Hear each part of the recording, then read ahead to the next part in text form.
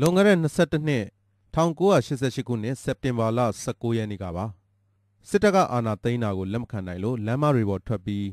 းငြိမ်းချမ်းစွာဆန္ဒပြကြတဲ့ရဟန်းရှင်လူចောင်းသားပြည်သူတွေကိုမြန်မာတပ်မတော်ကတနက်နဲ့အကြမ်းဖက်ပစ်ခတ်ဖြိုခွင်းခဲ့ရမှာရန်ကုန်မြို့မဟာဗန္ဓုလပန်းခြံအလွန်စူးလေဖျားလန်းနဲ့ကုံတယ်လန်းတောင်းမှာလဲចောင်းသားပြည်သူတွေအသက်ဆုံးသွေးမြေကြားခဲ့ရပါတယ်အဲ့ဒီလိုကြာဆုံးသွားတဲ့တဲမှာကဘာတဝမ်းတည်သွားတဲ့ចောင်းသူတူကတော့မဝင်းမော်ဦးဖြစ်ပါတယ်သွေးတန်အလိမ့်လိမ့်နဲ့မဝင်းမော်ဦးရဲ့ခန္ဓာကိုယ်ကိုဆရာဝန်2ဦးပွေးချီလာတဲ့ဓာတ်ပုံဟာဒီကနေ့အထိကဘာအနှံ့ပြန့်နှံ့နေပြီးတော့အဲ့ဒီဓာတ်ပုံဟာမြန်မာတပ်မတော်ရဲ့အကြမ်းဖက်မှုကိုတက်တည်ထူနေတဲ့ပြရုပ်တစ်ခုဖြစ်နေပါတယ်အဲ့ဒီဓာတ်ပုံတွေကမဝင်းမော်ဦးကိုအများစုကတည်သွားကြပေမဲ့သူခန္ဓာကိုယ်ကိုတည်လာတဲ့ဆရာဝန်2ဦးကိုတီးတဲ့သူအတော်နှဲပါနေပါတယ်အဲ့ဒီဆရာဝန်2ယောက်ကဘသူတွေလဲဝင်းမောင်ဦးရဲ့ခြေထောက်ကိုဆွဲပြီးအရှိကနေသွားတာဒေါက်တာစောလွင်အနောက်ကတယောက်ကကြတော့ဒေါက်တာမင်းသိန်းတယောက်စလုံးကမတို့သူ့နာပါနော်ခောက်ဆင်းနေရအခုပြောပြနေသူကတော့ဒီဆရာဝန်တွေအကြောင်းကိုတည်ထားတဲ့နိုင်ငံရေးအကျဉ်းသားဟောင်း88မျိုးဆက်ကျောင်းသူမကလျာပါ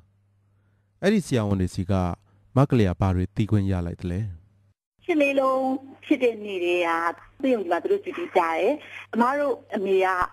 တရားကလေးတွေပျောက်လို့ဆိုပြီးတော့သူတို့ဒီဖုန်းဆက်လိုက်တဲ့အချိန်မှာဒေါက်တာစောလင်ကအမားတို့ဖေရဲ့တပည့်ဆိုတဲ့အတွက်ကြောင့်မလို့အဲစေယုံကြီးရဲ့အောက်ထပ်မှာရှိရဲ့လူသေးအလောင်းတွေထဲမှာကိုယ်စိတ်ဝင်စားစဉ်ပါကြည့်ရင်ကြည့်လို့ရရဲဆိုပြီးတော့အမေကိုသူကခေါ်ပြတယ်အဲ့မှာအမေကဘာကိုမြင်နေလိုက်ရလဲဆိုတော့အဲစေယုံကြီးအောက်ထပ်မှာရှိရဲ့ရှစ်လေးလုံးတွေကပြစ်တက်ခံထားတဲ့လူတွေကိုတော့ဝတ်လုပ်ထားတဲ့ဟာထဲမှာထည့်ထားတဲ့ဥစ္စာကိုမြင်ခဲ့ရပါတော့ပြီးအပေါ်မှာဒဏ်ရာရတဲ့လူတွေကိုလည်းအမေကမျက်စိနဲ့ကိုယ်တိုင်တွေ့ခဲ့ရပါတော့စက်တင်ဘာ18ရက်နေ့နဲ့19ရက်နေ့2ရက်ထဲမှာပဲတည်ဆုံးသူ1000ကျော်လောက်ရှိတယ်လို့ဆိုပါတယ်ဒေါက်တာမင်းသိန်းကစစ်တပ်ကအာဏာသိမ်းပြီးတဲ့နောက်တော့ခိုသွားတဲ့အကြောင်းကိုစစ်အစိုးရဘက်ကရေးသားထုတ်ဝေတဲ့မြက်ခင်းသစ်စာသားမှာဖတ်လိုက်ရတယ်လို့မကလျာကပြောပါတယ်အဲ့ဒီနောက်မှာဒေါက်တာမင်းသိန်းဘာဆက်ဖြစ်သွားတယ်လဲမကလျာရေးဆိုတော့လူချုပ်ခင်ကသတင်းစာရှင်းလင်းပွဲမှာပြောရလေတော်ရရပြန်လာတဲ့လူတွေကိုအရေးမယူပါဘူးသူတို့အကြောင်းကြားပေးပါဆိုပြီးတော့ပြောတဲ့အတွက်ကြောင့်မလို့သူ့ဖေကသူ့သားပြန်ရောက်လာတာကိုစိုးရိမ်ပြီးတော့မဝတာကိုသွားပြီးအကြောင်းကြားလိုက်တယ်ညနေပိုင်းလောက်ကျတော့ထောက်လှမ်းရေးရလာခေါ်ပါတယ်တပတ်လောက်ကြာတော့ပြန်ရောက်လာတယ်ပြန်ရောက်လာတဲ့မှာဒေါက်တာမင်းသိန်းကညနာကြီးလည်းအရင်ဖော်နေတယ်စီးလည်းမသွားတော့ဘူးအသက်ရှူလို့လည်းမဝအောင်အဲ့ချိန်မှာဒေါက်တာစောလွင်သွားတဲ့အချိန်မှာဒေါက်တာမင်းသိန်းကပြောတယ်သူ့စစ်ကြောရေးမှာဆေးတစ်လုံးထိုးပေးလိုက်တယ်အားဆေးလေးတော့စစ်ကြောရေးကမပြောလိုက်ဘူးဒါပေမဲ့အဲ့ဆေးရဲ့အဖက်ကြောင့်လို့သူထင်တယ်တဲ့သူကစီးသွားလို့လည်းမရဘူးအသက်ရှူရလည်းအရင်ကျက်နေတယ်ဆိုတော့အဲ့ဒါဒေါက်တာစောလွင်အဲ့ဒါဆိုလို့ရှိရင်စေးရုံတင်မှုကြိုးစားကြတာပေါ့နော်အဲ့လိုကြိုးစားတဲ့အချိန်မှာထောက်လှမ်းရချက်ချင်းနဲ့ရောက်လာတယ်ဒေါက်တာမင်းသိန်းကိုစေးရုံတင်နေဆိုလို့ရှိရင်တဲ့သူတို့စေးရုံမှာတင်ပေးမယ်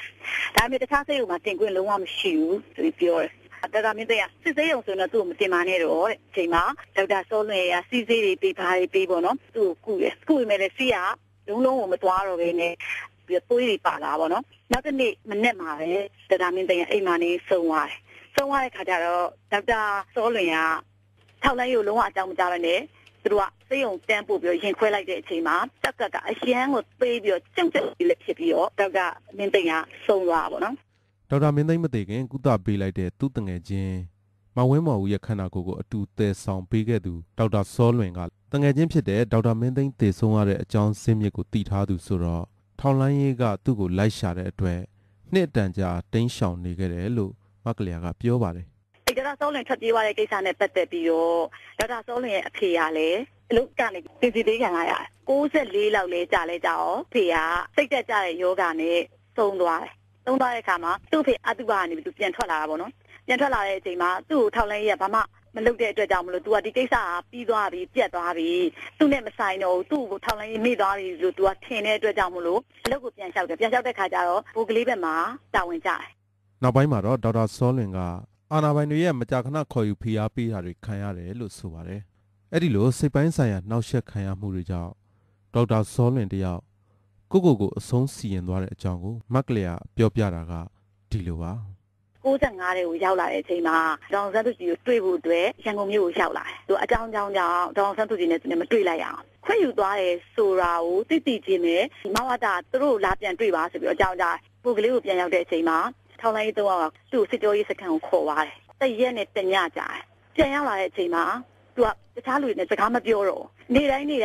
းမဝတာရုံးကန်ကိုသွားပြီးတော့ကြောင်းကြားနေရတယ်။ အဲ့ဒီမှာသူနဲ့အတူနေတဲ့လူတွေကပြောတယ်သူအရန်စိတ်တက်ကြနေတယ်တကယ်ချင်းတယောက်ကသူ့ကိုမေးတယ်ဘာဖြစ်နေလဲငါတို့ကိုပြောဆိုတဲ့ခါကျတော့သူ့မှာအရန်စိတ်ညစ်စရာကောင်းတဲ့ကိစ္စတစ်ခုရှိနေတယ်ထပ်ပြီးတော့သူ့ကြောင့်မလို့တခြားလူတွေထိခိုက်သွားမှလည်းသူအရန်စိုးရိမ်နေဆိုတာကိုခက်တူတူပဲပြောပြီးတော့သူကအခန်းတစ်ခါပိတ်ပြီးတော့ဆက်နေတယ်တရက်နှစ်ရက်မှာတော့အခန်းထဲမှာလှုပ်ရှားမှုတွေရှိတယ်တကယ်ချင်းတွေကနေတော့ဘာချောင်းကြည့်လိုက်ရင်သူကသူ့ပစ္စည်းတွေသူသိမ်းနေဆိုတဲ့ခါကျတော့တကယ်ချင်းတွေစိတ်ထဲမှာထင်တာသူဒီပစ္စည်းတွေသိပြီးရန်ကုန်ပြန်มาလားဒါမှမဟုတ်တနေ့ရပဲသူထပ်သွားမလို့လားဆိုတာမျိုးတကယ်ချင်းတွေကထင်တဲ့အတွက်ကြောင့်မလို့သူ့ကိုစိတ်နှောက်ယှက်မပေးဘဲနဲ့ဒီတိုင်းပဲထားထားတယ်နောက်ရက်တွေကြတော့လုံးလုံးကိုလှုပ်ရှားမှုမရှိရတဲ့အတွက်ကြောင့်မလို့လူတွေအကုန်လုံးကတကားရိုက်ချိုးပြီးတော့ကြည့်လိုက်တဲ့အချိန်မှာဆရာသူ့ကိုသူကြွချပြီးတော့ဆူဆိုက်လုပ်ထားတယ်အချိန်ကာလအပြင်22နှစ်ကြာသွားပြီမဲ့လူသိနေသေးတဲ့ဖြစ်ရပ်တစ်ခုကိုနိုင်ငံရေးကျင်းသားဟောင်း88မျိုးဆက်ကျောင်းသူမက်ကလျာပြောပြသွားတာပါရှစ်လေးလုံးအရေးတော်ပုံတွင်မှာတည်ဆုံးသွားသူတွေပျောက်ဆုံးသွားသူတွေရဲ့စာရင်းတွေအဖြစ်အပျက်တွေကိုအခုချိန်ထိတိုင်စနစ်တကျမှတ်တမ်းမတင်နိုင်သေးပေမဲ့ကိုရိကြုံခဲ့ရသူတွေမျက်မြင်သက်သေတွေရဲ့ရင်ထဲမှာတော့မှတ်တမ်းပေါင်းများစွာရှိနေလိမ့်မယ်ဆိုတာယုံကြည်ရင်းတင်ပြလိုက်တာပါခင်ဗျာ